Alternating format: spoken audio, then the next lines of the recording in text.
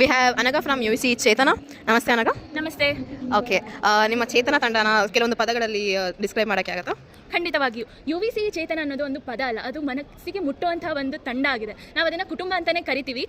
ಹೇಳಬೇಕು ಅಂದರೆ ಕನ್ನಡವನ್ನು ಎತ್ತಿ ಹಿಡಿಯುವಂತಹ ಕಾರ್ಯಕ್ರಮಗಳನ್ನ ನಾವು ಹಮ್ಮಿಕೊಳ್ತೀವಿ.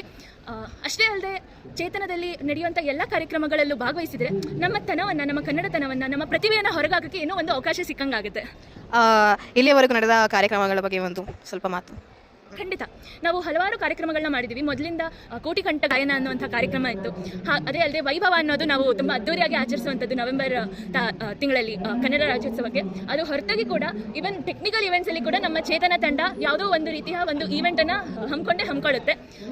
ಅದು ಅಲ್ಲದೆ ಕವಿತೆಗಳನ್ನ ಬರೆಯೋರು, ಕಥೆಗಳನ್ನ ಬರೆಯೋರಿಗೆ ಪ್ರೇಮ ಪಲ್ಲವಿ ಅನ್ನುವಂಥ ಒಂದು ಈವೆಂಟ್ ಆಗಿರ್ಬೋದು, ಅಥವಾ ರಸಪ್ರಶ್ನೆಯಲ್ಲಿರೋರಿಗೆ ಜ್ಞಾನ ತರಂಗ ಅಂತ ಆಗಿರ್ಬೋದು. ಈ ಥರ ಹಲವು ಕಾರ್ಯಕ್ರಮಗಳನ್ನ ನಾವು ಹಮ್ಮಿಕೊಂಡಿದ್ದೀವಿ. ಮುಂದೆ ಬರುವ ಕಾರ್ಯಕ್ರಮಗಳ ಬಗ್ಗೆ ಮಾತಾಡ್ತೀರಾ? ಮುಂದೆ ಬರುವುದು ತುಂಬಾ ಇದೆ, ಆದರೆ ಅದನ್ನ ಇವಾಗೇ ಹೇಳಲ್ಲ. ಆದರೆ ನೀವು ನಮ್ಮ ಚಾನಲ್ಗೆ ಫಾಲೋ ಮಾಡಿ ಸಬ್ಸ್ಕ್ರೈಬ್ ಮಾಡಿದ್ರೆ ನಿಮಗೆ ಶೀಘ್ರದಲ್ಲೇ ಗೊತ್ತಾಗುತ್ತೆ. Okay, we have Ganavi and Srividya from team Momento. Hello guys. Hello. Hi. Okay, describe Momento in few words. Yeah, Momento is the only dance club of UVC and we are here for a reason.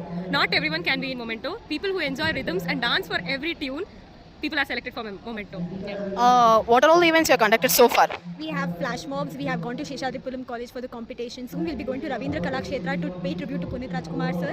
So yeah, we have events planned up and we are just so happy dancing. It's a family out here and it's nice. Nice. Okay, what all the events you're going to conduct after this? We are planning for Majama for Dasera.